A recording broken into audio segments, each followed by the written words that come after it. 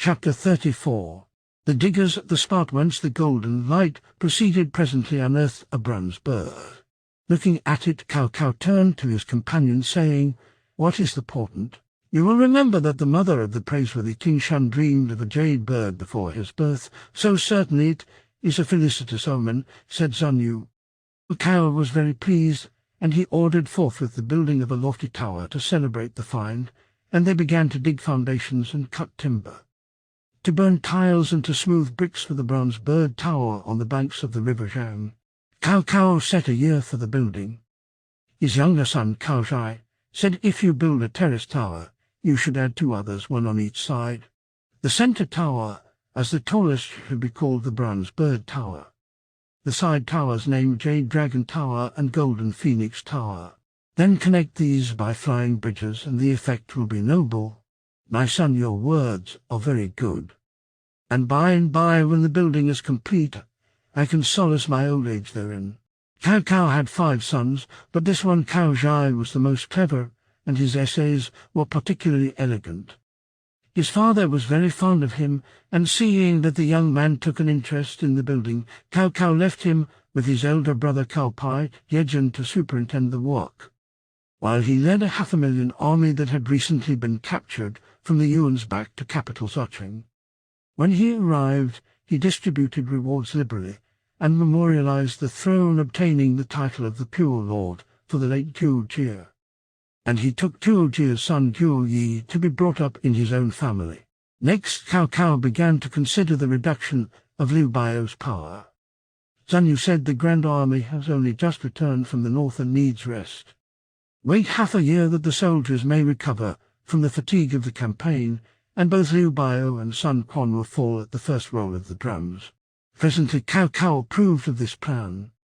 To enrich his troops, he assigned certain lands to them to till while they rested. In Jingzhou, Liu Bio had been very generous to Liu Bei ever since he had come, as a fugitive seeking shelter. One day at a banquet there came news that 2 generals, Shang Wu and Chen Sun, who had tendered their submission, had suddenly begun plundering the people in Jiangxia. They evidently meant rebellion. "If they really rebel, it will cause a lot of trouble," said Liu Bio, rather dismayed. "Do not let that trouble you." "I will go and settle it," said Liu Bei. Pleased with this proposal, Liu Bio told of 30,000 troops and placed them under his friend, and the army marched as soon as the orders were issued. In a short time it reached the scene, and the 2 malcontents came out to fight. Liu Bei, Guan Yu, Zhang Fei, and Zhao Zilong took their stand beneath the great banner and looked over the enemy. Zhang Wu was riding a handsome prancing horse, and Liu Bei said, "He certainly has a fine steed." As he spoke, Zhao Zilong galloped out with his spear set and dashed toward the enemy. Zhang Wu came out to meet him, but the combat was very brief, for Zhang Wu was soon killed by a spear thrust. Thereupon Zhao Zilong laid a hand upon the bridle of the fallen man's horse to lead it back to his own side. The slain rebel's companion Chen Sun at once rode after Zhao Zilong, whereupon Zhang Fei uttered a loud shout and rode out to meet him. With one thrust Zhang Fei slew the rebel. Their followers now scattered, and Liu Bei speedily restored order in Jiangxia and returned to Jingzhou city. Liu Bio, grateful for this service, rode out to the boundary to welcome the victors. They re-entered the city, and grand banquets were instituted, at which they emptied great goblets in congratulations over the victory. At one of these banquets the imperial protector said, with such heroism as my brother has shown, Jingzhou as one upon whom to rely, but a source of sorrows, the borders with the lands of Yu, Wu, and Shu, from which a raid may come at any time. Zhang Lu of Shu and Sun Quan of Yu and Wu are to be feared. But I have 3 bold generals, said Liu Bei, quite equal to any task you can set them. Send Zhang Fei to keep ward on the southern border of Yu, Guan Yu to guard the city of Duxi against Zhang Lu in the west, and Zhao Zilong holding the 3 gorges will protect you from Sun Quan. Why need you grieve? The scheme appealed strongly to the imperial protector, but Cai Mao did not approve. So he spoke to his sister Liu Bio's wife, saying, "Liu Bei is putting his troops in such commanding positions all round the region. That is the danger." Lady Cai, thus influenced by her brother, undertook to remonstrate, and that night began by saying to Liu Biao, "Some in the Jingzhou army seem to have a great liking for Liu Bei. They are always coming and going. You ought to take precautions. I do not think you should let Liu Bei stay in the city. Why not send him on some mission?" "Liu Bei is a good man," replied the imperial protector. "I think others differ from you," said the lady. Liu Biao said nothing but muttered to himself. Soon after he went out of the city to see Liu Bei and noticed he was riding a very handsome horse. They told him it was a prize taken from the recently conquered rebels. And as he praised it very warmly, Liu Bei presented it to him. Liu Biao was delighted and rode it back to the city. Kuai Yu saw it and asked where it had come from. The imperial protector told him it was a gift from Liu Bei. Kuai Yu said, "My passed-away brother Kuai Liang knew horses very well, and I am not a bad judge. This horse has 2 tracks running down from its eyes and a white blaze on its forehead. It is called a Dilu horse, and it is a danger to his master. That is why Zhang Wu was killed. I advise you not to ride it." Liu Biao began to think. Soon after he asked Liu Bei to a banquet, and in the course of it said, "You kindly presented me with a horse lately, and I am most grateful. But you may need it on some of your expeditions, and if you do not mind, I would like to return it." Liu Bei rose and thanked him. The imperial protector continued, "You have been here a long time, and I fear I am spoiling your career as a warrior. Now Zenai in Xianyang is no poverty-stricken town. How would you like to garrison it with your own troops?" Liu Bei naturally took the offer as a command and set out as soon as he could, taking leave of the imperial protector the next day, and so he took up his quarters in Zinai. When he left Jingzhou city, he noticed in the gate a person making him emphatic salutations, and the man presently said, "You should not ride the horse." Liu Bei looked at the man and recognized in the speaker one of the secretaries of Liu Biao named Yijai, a native of Shenyang. So Liu Bei hastily dismounted and asked why. Yijai replied, "Yesterday I heard that Kuai Yu told the imperial protector that the horse was a Dilu horse and brought disaster to its owner. That is why it was returned to you. How can you mount it again?" "I am deeply touched by your affection," replied Liu Bei, "but a person's life is governed by fate, and what a horse can interfere with that?" Yijai admitted his superior view, and thereafter he kept in touch with Liu Bei wherever he went. The arrival of Liu Bei in Zinai was a matter of rejoicing to all the inhabitants, and the whole administration was reformed. In the spring of the 12th year of Reboot Tranquility AD 207, Liu Bei's wife, Lady Gan, gave birth to a son who was named Liu Shan. The night of his birth a crane settled on the roof of the house streets some 40 times, and then flew away westward. Just at the time of birth a miraculous incense filled the chamber. Lady Gan one night had dreamed that she was looking up at the sky, and the constellation of the Great Bear had fallen down her throat, and she conceived soon after. While Cao Cao was absent from the capital on his northern expedition, Liu Bei went to Liu Biao and said to him, "Why do you not take this opportunity to march against the capital? An empire might follow from that." "I am well placed here," was the reply. "Why should I attempt other things?" Liu Bei said no more. Then the imperial protector invited him into the private apartments to drink. While they were so engaged, Liu Biao suddenly began to sigh despondently. "Oh, brother, why do you sigh thus?" asked Liu Bei. "I have a secret sorrow that is difficult to speak about," said Liu Biao. Liu Bei was on the point of asking what it was when Lady Kai came and stood behind the screen, whereat Liu Biao hung his head and became silent. Before long, host and guest bade each other farewell, and Liu Bei went back to his own place at Zinai. That winter they heard that Cao Cao had returned from Liecheng, and Liu Bei sighed when he reflected that his friend had paid no heed to his advice. Unexpectedly a messenger came from the capital city with a request that Liu Bei would go thither to consult with the imperial protector. So he started at once with the messenger to Jingzhou city. He was received very kindly, and when the salutations were over, the 2 men went into the private quarters at the rear to dine. Presently Liu Biao said, "Cao Cao has returned, and he is stronger than ever. I am afraid he means to absorb this region. I am sorry I did not follow your advice, for I have missed an opportunity. In this period of disruption, with strife on every side, one cannot pretend that there will be no more opportunities. If you only take what that offers, there will be nothing to regret. What you say, brother, is quite to the point, replied Liu Bio.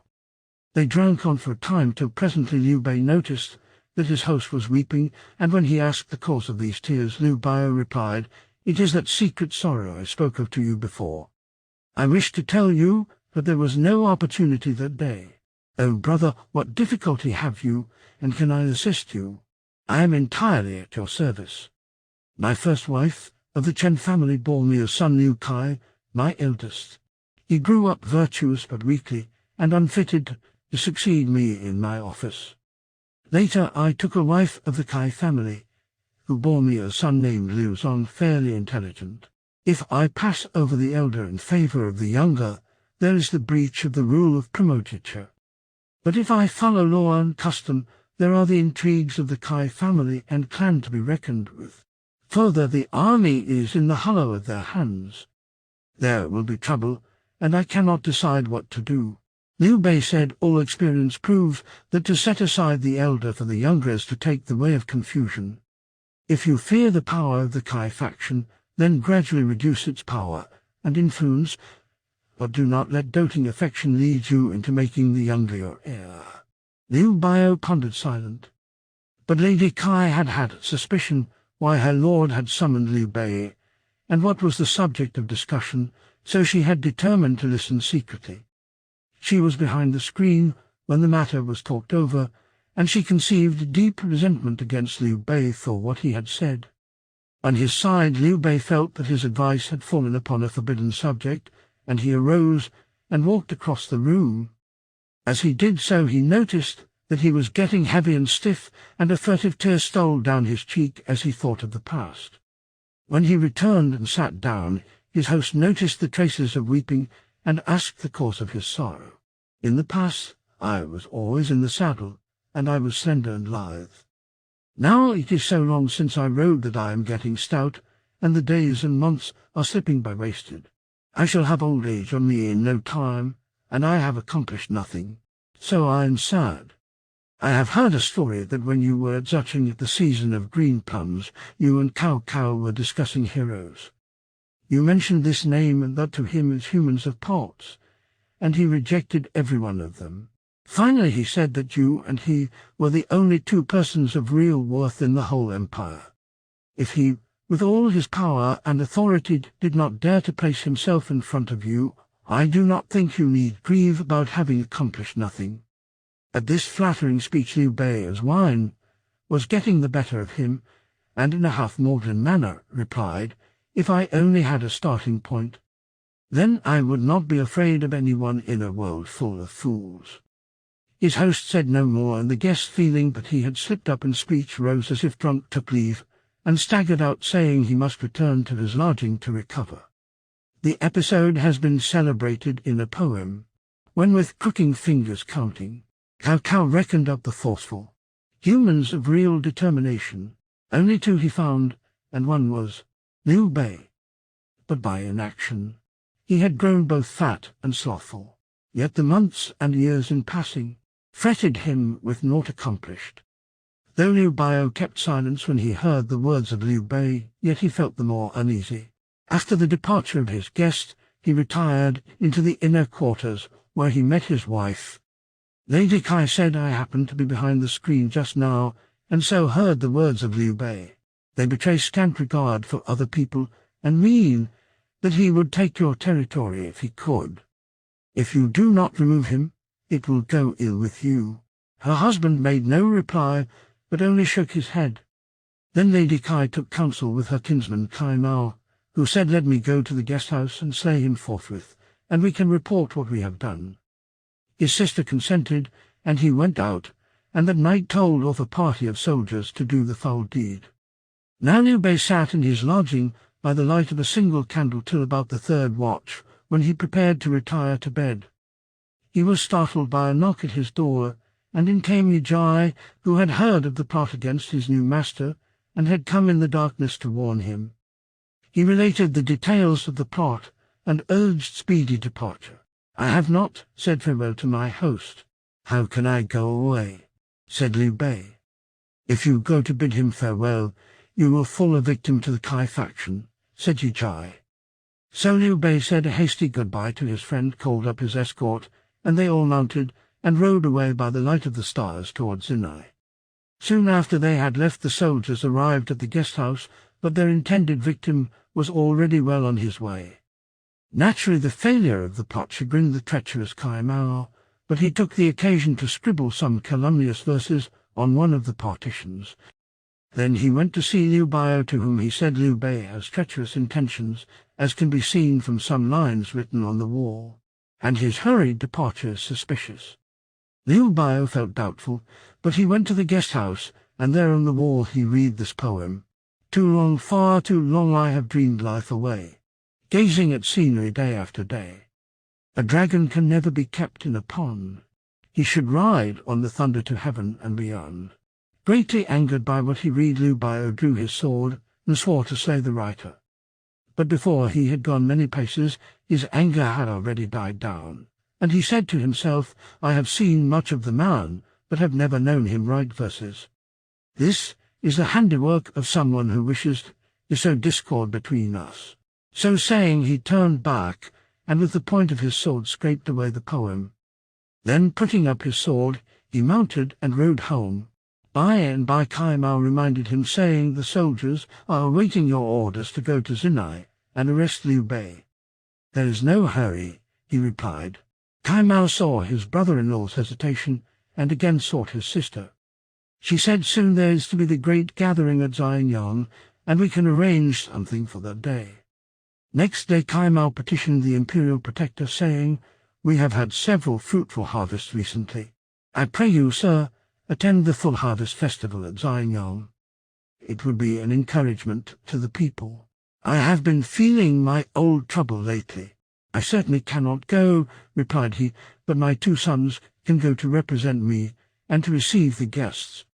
"They are full young," replied Kai Mao. "They may make some mistakes." "Then go to Zinai and request Liu Bei to receive the guests," said Liu Biao. Nothing could have pleased Kai Mao more, for this would bring Liu Bei within reach of his plot. Without loss of time, he sent to Liu Bei requesting him to go to preside at the festival. It has been said that Liu Bei made the best of his way home to Zinai. He felt that he had offended by that slip in speech, but determined to keep silence about it and attempt no explanation. So he discussed it with nobody. Then came the message asking him to preside at the festival, and he needed counsel. "Sun Quan said you have seemed worried and preoccupied lately, and I think something untoward happened at Jingzhou. You should consider well before you accept this invitation." Thereupon Liu Bei told his confidants the whole story. Guan Yu said, "You yourself think your speech offended the imperial protector," but he said nothing to show displeasure. "You need pay no attention to the babble of outsiders like Yi Jai. Xianyang is quite near, and if you do not go, Liu Biao will begin to suspect something really is wrong." "You speak well," said Liu Bei. Said Zhang Fei, "Banquets are no good, gatherings are no better. It is best not to go. Let me take 300 horse and foot as escort, there will be no trouble then," said Zhao Zilong. "That is the best course," said Liu Bei. They soon set out for the gathering place, and Kai Mao met them at the boundary and was most affable and courteous. Soon arrived the imperial protector's sons at the head of a great company of officers, civil and military. Their appearance put Liu Bei more at ease. He was conducted to the guest-house, and Zhao Zilong posted his men so as to guard it completely, while he himself, armed, remained close to his chief. Liu Kai said to Liu Bei, "My father is feeling unwell and could not come, wherefore he begs you, Uncle Liu Bei, to preside at the various ceremonies and give encouragement to the officers who administer the region." "Really, I am unfit for such responsibilities," said Liu Bei. "But my brother's command must be obeyed." Next day it was reported that the officials from 42 counties of 9 territories of Jingzhou had all arrived. Then Kai Mao said to Kuai Yu, This Liu Bei is the villain of the age, and if left alive will certainly work harm to us. He must be got rid of now." "I fear you would forfeit everybody's favor if you harmed him," replied Tuayu. "I have already secretly spoken in these terms to the Imperial Protector," said Kai Mao, "and I have his word here. So it may be regarded as settled. Then we can prepare." Kai Mao added, "My brothers are ready. Kai He is posted on the road to the Zion Hills from the east gate. Kai Zhang and Kai Zhan are on the north and south roads. No guard is needed on the west, as the Tan Torrent is quite safeguard enough. Even with legions, Liu Bei could not get over that." Tuayu replied, "I notice that Zhao Zilong never leaves him. I feel sure he expects some attack. I have placed 500 men in ambush in the city. We will tell Wen Ping and Wang Wai to invite all the military officers to a banquet at one of the pavilions outside the city, and Zhao Zilong will be among them. Then will be our opportunity." Kai Mao thought this a good device for getting Zhao Zilong out of the way. Now oxen and horses had been slaughtered, and a grand banquet prepared. Liu Bei rode to the residence on the horse of Ilomen, and when he arrived the steed was led into the back part of the enclosure and tethered there. Soon the guests arrived, and Liu Bei took his place as master of the feast, with the two sons of the Imperial Protector, one on each side. The guests were all arranged in order of rank. Zhao Zilong stood near his lord's sword in hand, as a faithful henchman should do. Then Wen Ping and Wang Wai came to invite Zhao Zilong to the banquet they had prepared for the military officers. But he declined. However, Liu Bei told him to go, and after some demur, he went. Then Kai Mao perfected his final arrangements, placing his people surrounding the place like a ring of iron. The 300 guards that formed the escort of Liu Bei were sent away to the guest house. All were ready and awaiting the signal. At the third course, Yijai took a goblet of wine in his hands and approached Liu Bei, at the same time giving him a meaningful look. Then in a low voice he said, "Make an excuse to get away." Liu Bei understood, and presently rose and went to the inner chamber, and then he went to the backyard. There he found Yijai, who had gone thither after presenting the cup of wine. Yijai then told him, saying, "Kai Mao plots to kill you, and all the roads have been guarded except that to the west. My lord, you must lose no time to depart." Liu Bei was quite taken aback. However, he got hold of the Dilu horse, opened the door of the garden, and led it out. Then he took a flying leap into the saddle and galloped off without waiting for the escort. He made for the west gate. At the gate the wardens wanted to question him, but he only whipped up his steed and rode through. The guards at the gate ran off to report to Kai Mao, who quickly went in pursuit with 500 soldiers. As has been said, Liu Bei burst out at the west gate. Before he had gone far, there rolled before him a river barring the way. It was the Tan Torrent, many score spans in width, which pours its waters into the river Xiang. Its current was very swift. Liu Bei reached the bank and saw the river was unfordable. So he turned his horse and rode back. Then, not far off, he saw a cloud of dust and knew that his pursuers were therein. He thought that it was all over.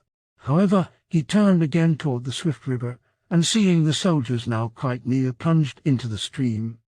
A few paces, and he felt the horse's forelegs floundering in front, while the water rose over the skirt of his robe. Then he plied the whip furiously, crying, "Dilu, Dilu, why betray me?" Whereupon the good steed suddenly reared up out of the water, and with one tremendous leap was on the western bank. Liu Bei felt as if he had come out of the clouds. In after years the famous court official Su Dongpo wrote a poem on this leap over the Tan Torrent. "I'm growing old, the leaves are sere. My sun slopes westward soon will sink. And I recall that yesteryear I wandered by Tan river brink. Irresolute, anon I paused, anon advanced and gazed around. I marked the autumn's reddened leaves, and watched them eddying to the ground. I thought of all the mighty deeds of him who set the house of Han, and high and all the struggles since, the battlefields, the blood that ran. I saw the nobles gathered round, the board set in the banquet hall, amid them one above whose head there hung a sword about to fall. I saw him quit that festive throng, and westward ride a lonely way. I saw a squadron follow swift. intent the fugitive to slay. I saw him reach the river town, whose swirling current rushes by. Adown the bank he galloped fast. "Now leap, my steed," I heard him cry. His steed's hoofs churn the swollen stream. What chills he that the waves run high? He hears the sound of clashing steel, of thundering squadrons coming nigh. And upward from the foaming waves I saw two peerless beings soar. One was a destined western king, and him another dragon bore. The Tann still rolls from east to west, its roaring torrent never dry. Those dragons twain, where are they? Yes, where? But there is no reply. The setting sun in dark relief against the glowing western sky throws out the everlasting hills. While saddened here I stand and sigh. Humans died to found the kingdoms three, which now as misty dreams remain. Of greatest deeds the traces oft are faint that fleeting years retain. Thus Liu Bei crossed the rolling river. Then he turned and looked back at the other bank which his pursuers had just gained. "Why did you run, Sui, from the feast?" called out Kai Mao. "Why did you wish to harm a person who has done you no injury?" replied Liu Bei. "I have never thought of such a thing. Do not listen to what people say to you." But Liu Bei saw that his enemy was fitting an arrow to his bowstring, so he whipped up his steed and rode away southwest. "What spirits aided him?" said Kai Mao to his followers. Then Kai Mao turned to go back to the city, but in the gate he saw Zhao Xilan coming out, at the head of his company of guards. By wondrous leap the dragon steed his rider's life could save. Now follows him, on vengeance bent, his master's henchman brave. The next chapters will tell what fate befell the traitor.